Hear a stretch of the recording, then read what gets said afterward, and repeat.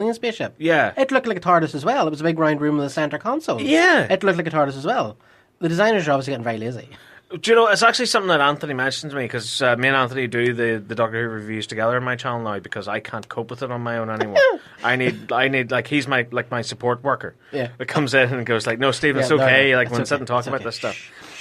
But he made a great point, which was, what if these are all unused concept art designs for the Jodie TARDIS. Whittaker's TARDIS? Yeah. Yeah. And it was like, okay, well, we need to design an alien spaceship room. Check that drawer over there. And they just picked out all this random concept art for Jodie Whittaker's new TARDIS. Yeah. So that episode was pretty bad. It was diabolical. That episode was pretty bad. I give it a 1 out of 5. That's the lowest score I've ever given Doctor Who. So then we moved on to this weekend. Yes. Now, let me tell you something about Doctor Who. Doctor Who, whenever myself and my wife bought our first house, it was roughly around the same time that the new series of Doctor Who with Christopher Eccleston and stuff came on. 2005, yeah. Roughly, well, it was, no, actually, I'm telling you lies, a wee bit. It was a bit later than that. But anyway, Doctor Who on a Saturday night used to be a big deal. Me and her, it was like a date night with us, because we'd work during the week, we'd sit down on Saturday night and watch Doctor Who, get a Chinese, big deal. Then when the kids came along, we started doing the same thing. Saturday night, we'd get a wee carry out, we'd all sit down and watch Doctor Who. Big family thing. This weekend passed, I completely forgot about it. The kids completely forgot about it. My wife completely forgot about it. Wow. Completely forgot about it. Because I usually work Sunday nights. I wasn't working this Sunday, and I was like, oh, we can actually watch Doctor Who this weekend. It's kind of cool.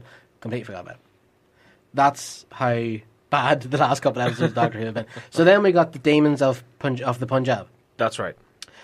Which was, of course, it was about the partition of India in 1947. Yeah. Okay, which, of course, again, it's a piece of history that people need to know about. It was Yeah. a very dark time. It's important historically, and everything else is important. Yeah. Oh my God, it was so boring. It was. It was so boring, and the performances in it were like something in a Christmas play in a primary school. It was, yeah. Like, even in my review, I said it was. This is high school drama class levels. It was so. I mean, bad. the younger brother character, who, by the way, the emotional heft of this Evil Harry storyline, Potter. Evil Harry Potter, Yeah. who the emotional heft of this storyline falls upon in the final act. Yeah. And you're going to need a good, decent caliber of an actor Yeah. for that role, and he's not. He's terrible. He's horrendous. He's about as wooden as the hut that they were living in. And the guy that played the brother as well, the grandfather, well, spoilers or whatever. Yeah. Else, but, It's alright, no one's watching he it. was so bad as well. Yeah. My baby brother. It was just so bad. And the thing about it is as well that, like, they all had like British accents and stuff. And I Yeah. know the TARDIS is meant to translate what you're, but surely you shouldn't have a London accent in 1947 Punjab. Yeah. So it just there was the one scene where Bradley Walsh had a very emotional scene with the brother. Again, I don't want to go into spoilers because I know there's a good chance somebody out there hasn't seen this episode yet anyway. But Bradley Walsh has one scene in it, and it is fantastic.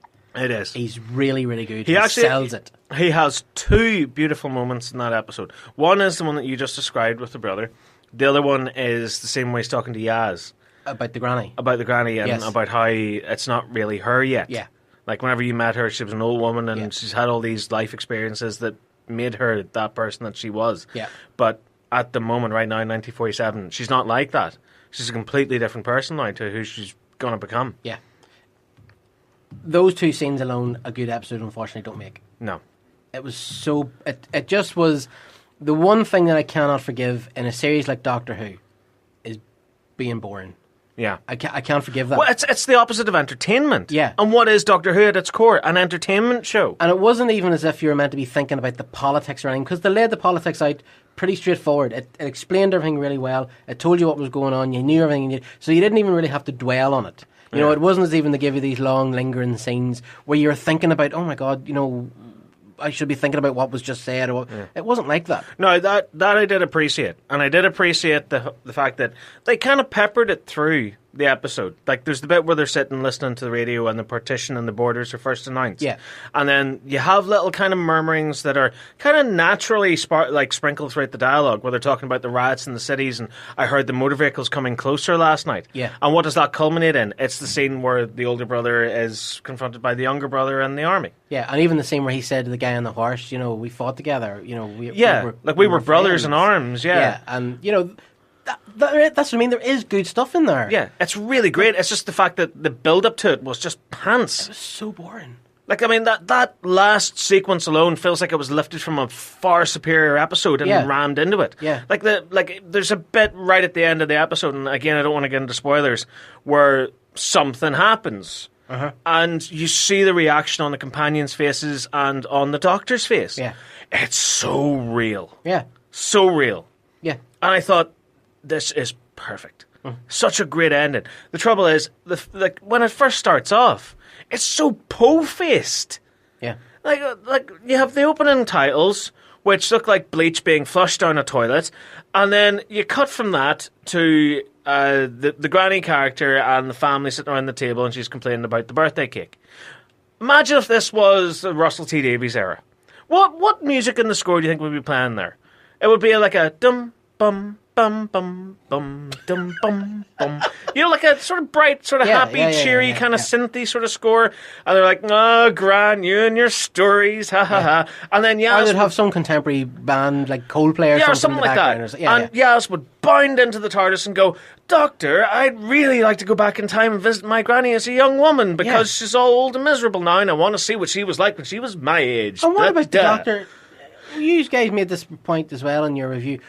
Did she not learn from, like, wasn't it Father's Day? Father's Day, yeah. Like, you can't go back. And, you know, she was literally like, you know, because when we were watching it, my son actually made the point, we went to see Disney on Ice last week, and they did Frozen. You've seen Frozen? And Have I seen Frozen? Yeah, okay. So do you know the bit where she convinces, not Sven, what do you call the guy that owns Sven? Generic blonde number 47. Yeah, him. Where she convinces him to help her. And in the movie, it takes her a couple minutes to convince him. But on Disney and Ice, because they're trying to compact the whole story into like 5 minutes, you know, she's like, "Help me." And he's like, "Yeah, cool." And Caleb was like, "Well, that was easy." And the same thing happened in Doctor Who the other night. It was like, you know, I want to go back and see my grandmother. Because she was the first one that was married in India. And the doctor was like, "Oh, no." And she's like, "Please." And the doctor's like, "Yeah, all right." Yeah. And I was like, "What?" And then she goes back and she's like, "We can't interfere. I'll officiate your wedding.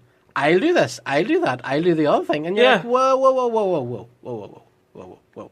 And it's not a case of the Doctor correcting mistakes that, we haven't even talked about the aliens in this episode yet. But I will say this before we get started. It's not a case of the Doctor being the officiary for the wedding because the original priest guy was killed by aliens or some sort of Timey Joe thing. Like, he was supposed to die anyway because it was the younger brother that shot him. Yeah. And the other thing was, whenever the wedding came around and, you know, the companions dressed him up and all, who was originally supposed to have done all that? Exactly. Surely somebody else needed to be there. It was a wedding. Yeah. You know. It doesn't make any sense. Unless it's following that whole paradox thing of the snake eats its own tail. They were always supposed to be back there doing that. Yeah. But then again, like, you know, it's that standard sci-fi trope. You can write yourself out of any corner because time travel. Yeah, but like 10 minutes ago he was saying, "Well, you're clearly not who you say you are because nobody knows who you are." Do you know? And then then all of a sudden they're just cool with it. Would you tie my bow tie for the wedding, please? Yeah. What? So, yeah, it was lazily written as well, you know, and it was just. And again, let's talk about the aliens. What? Yeah. Can we just not? Yeah. I mean, they look like death incarnate. Yeah. And they're supposed to, like, the whole thing with these aliens is you're supposed to think, they're big deadly assassins. Yeah. And it turns out that they used to be. Then their planet blew up, and now they're nice. Yeah. And they want to honor people that are dying across the universe because they can read timelines. And this is something that always annoys me with Doctor Who as well. These guys, the story of these guys is they're travelling throughout the entire universe for people that are dying because they want to be there to comfort them in their last moments. Yeah. How the hell does the Doctor not know about this? Exactly. And on top of that, imagine you're lying in a field and you've just had a heart attack or something. And you're passing away. The light's fading. Yeah. You can see the light at the end of the tunnel. There's Aunt Gertrude. What's she doing there? You know? And then next thing you know, into your field of vision comes this big, tusked, six-eyed, Nightmare evil fuel. monster mash of a thing that leans over you. And because the TARDIS isn't anywhere near and they don't have any sort of translator, presumably goes... And, you know, it's saying something like... Go in peace. Yeah. Go in peace. But because it's an alien, it's going... That is pure Douglas Adams. That is pure Douglas Adams right there. Yeah. But do you know what I mean? It makes no sense. Like, it would just scare you to death. It finishes you off. For all you know, that could have been a mild heart attack. You could have survived. I was making it. I was recovering. Yeah, I was coming back from the tunnel, and now this. It sent me right down it at 90 mile an hour. That's Doctor Who, ladies and gentlemen. Oh my God. Best show in the world. Next week, Evil FedEx. Can't wait. And I see they've got a great cameo. They've got a great guest star next week. Okay, who's the taxi driver from Total Recall, the robot guy. Oh, yeah. Because they've got him in it. Next week, they're going up against Amazon. Yeah, they're going up against FedEx, yeah.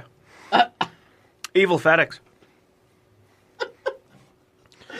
It's such a good show, isn't it? The ideas, they're so fresh, so new. Every scene is so dense. I'm Colin Baker and I am following the nerd. So you should follow it too. This is Paul McGann, Doctor Who number 8, and I'm following the nerd. Hello, this is John Leeson. But he doesn't sound like that. The voice of K9, and I am following the nerd. So, look, tell me this. I honestly can't help feeling that because Doctor Who, I know we're not getting a Christmas special this year. No, we're not. We're getting a New Year's special. Yay. And no Doctor Who next year. No. Because they're not filming until middle of next year or something. Great.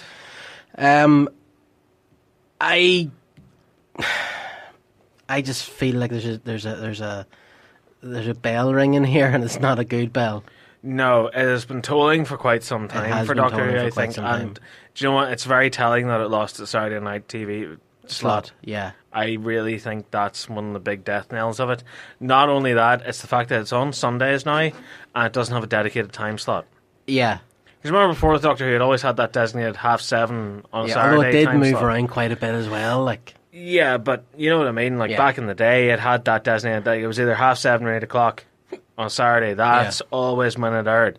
But now, I don't think Doctor Who's been on at the same time twice since it came back. Well, I wouldn't know, honestly, because I watch it, as I say, I don't normally watch it on Sunday night, so I don't know. But has it the time been bouncing about, yeah? Yeah, I mean, it's been 8 o'clock, 6:30, right, 5:45, 7:30.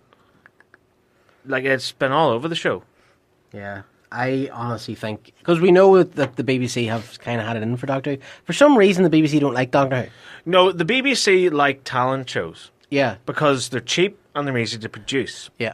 So they love things like Strictly Come Dancing. Yeah. They love things like The Voice. They love things like all those other pandering nonsense that comes out because they get high ratings and they're easy to make. They're cheap to make as well. Yeah. It's the same reason the Robot Wars got canned as well. Yeah. Yeah, it seems to me that the BBC are, and I hope I'm wrong, because for all that, you know, I still think Doctor Who is a show that if you get the right team together, it could be untouchable. But I just get the feeling that this could be the end of Doctor Who for a while. Oh yeah.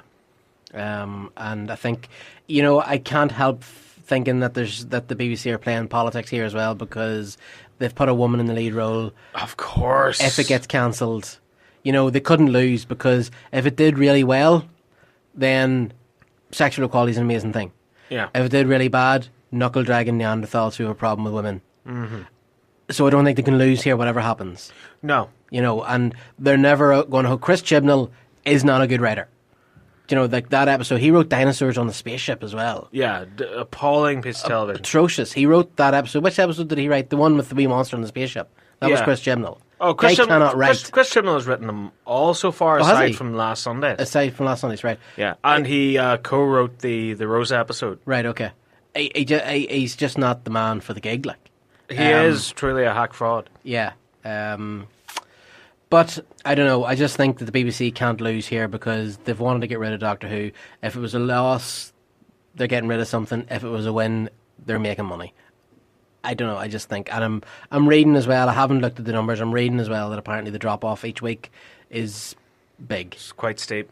Is big because it opened really, really big. I think it 8.2 million viewers or something on its first night. Yeah. And I think it's been steadily dropping every week since. So, but we've thought this before. We thought this with Capaldi. We thought this with Tennant. We thought this with Smith. We thought this. We always, every year, it feels like BBC are riding Doctor Who into the ground.